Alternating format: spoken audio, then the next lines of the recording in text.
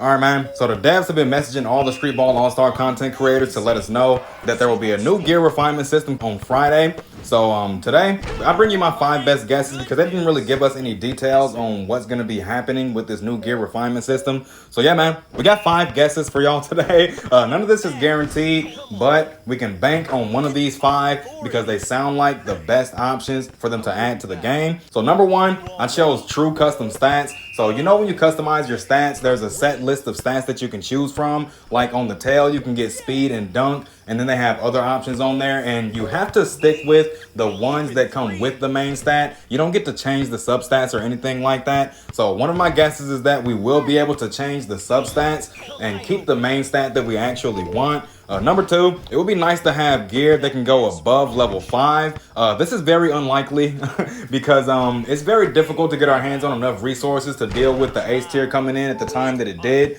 And we already used up all of those resources. So yeah, it would be nice to have gear that can go above level 5 because that would give us even more stats to put into our characters and make those really bad, unviable characters playable inside of this meta. Number 3, additional gear slot. So I was thinking maybe a foot piece or something like that they can add onto there, and we can get more stats that way as well. I don't think it would work that well because then we'd have to get 6 pieces for a set. So yeah, that's probably the most unlikely one on the list, but it's still a possibility. The next thing that I had on this list is number 4, and it was going to be gear skins. So you know, inside some games you can equip a piece of gear and then you're like, okay, I like the stats that this piece of gear gives me, but I like the appearance of this piece of gear over here. So I'm going to keep the stats from this piece of gear and I'm going to make it look like this piece. So that's another one of my guesses. That would also be a very nice thing to have because I have some sets on my account that I wish I could use on other characters as well, but unfortunately that's not how the gear system works inside this game.